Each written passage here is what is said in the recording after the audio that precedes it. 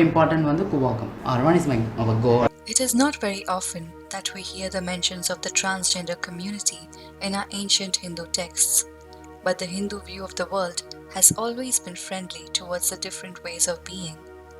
According to Rig Veda, Vikriti evam prakriti, which means what seems unnatural is also natural. So what does the Hindu text have to say about the god of transgenders?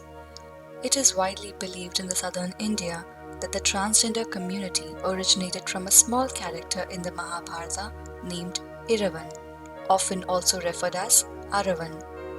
Aravan was a child of Arjun, one of the heroes of Mahabharata war and the greatest archer of all times. The birth of Aravan is mentioned in the first book of Mahabharata, named Adi Parva. The story begins when Arjun breaks the rule and enters Draupadi's palace. As we know, Draupadi was married to all the 5 Pandava brothers.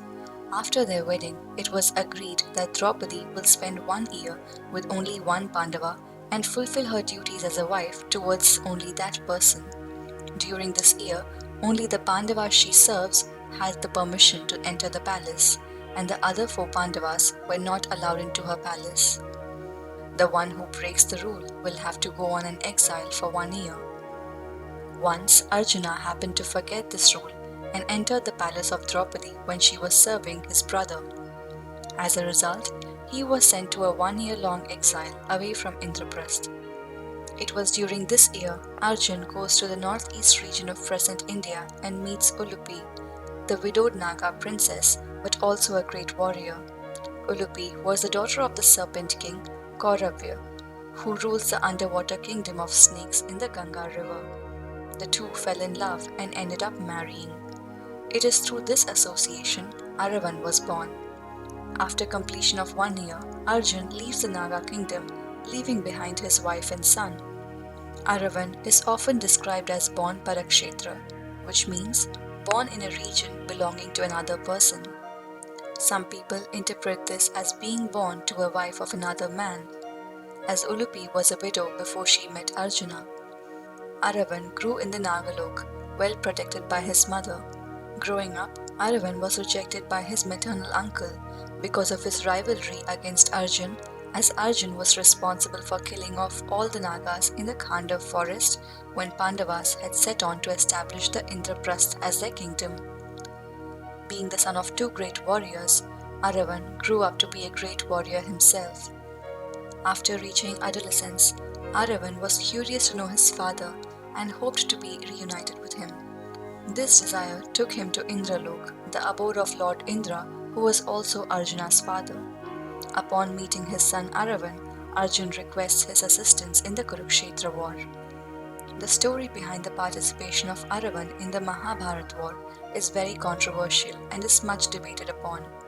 According to the Tamil version of Mahabharata, before the beginning of Kurukshetra war, a sacrificial rite named Kalappali was performed. This ritual requires the sacrifice of a valiant warrior to the battlefield to ensure the victory in the battle. Krishna, who was a friend and advisor to the Pandavas, hears of Duryodhana's plan of such a sacrifice and devises a plan of his own to perform the sacrifice ahead of the Kauravas. Krishna discusses this idea with the eldest Pandava, Yudhishthir, recommending him to offer the sacrifice to Mother Kali as a part of Ayudha Puja. Krishna shortlists 4 candidates who were the most suited to being offered for the sacrifice. They were Shalya, Aravan, Arjuna, or Krishna himself. It is said that Krishna first offers himself to be the sacrificial victim, but Aravan volunteers to replace him. Some also describe Aravan to be so strong that he could slay 100 Duryodhanas at once, thus preventing any war from happening. So Krishna agreed to the human sacrifice of Aravan to enable the bigger vision of the war to take place for the victory of Dharma over Adharma. Krishna reaches out to Aravan's mother Ulupi for her consent, and she strongly opposes the decision, but is later convinced by Aravan when he says he belongs to Mother Kali alone. Upon making the decision of self-sacrifice, Aravan requests Lord Krishna to grant him 3 boons. As his first wish, he requested Krishna to grant him the boon of a heroic death on the battlefield at the hands of a great hero. Because Aravan will not get to participate in the war, he did not want to deprive himself from the title of Veergati, meaning the heroic death. His second wish was to see the full Kurukshetra war even after his death. Krishna agreed to all the three wishes of Aravan but was unable to find a woman who wanted to marry Aravan just to live the rest of her life as a widow. Krishna solves this dilemma by taking the form of Mohini, the enchantress. Krishna, as Mohini, married Aravan, spending the night with him. While some people believe this marriage was consummated, others lay a strong contradiction that Mohini abruptly departed after the marriage, and thus signifying that the marriage was not consummated. In any case, what follows is agreed by all Tamil texts.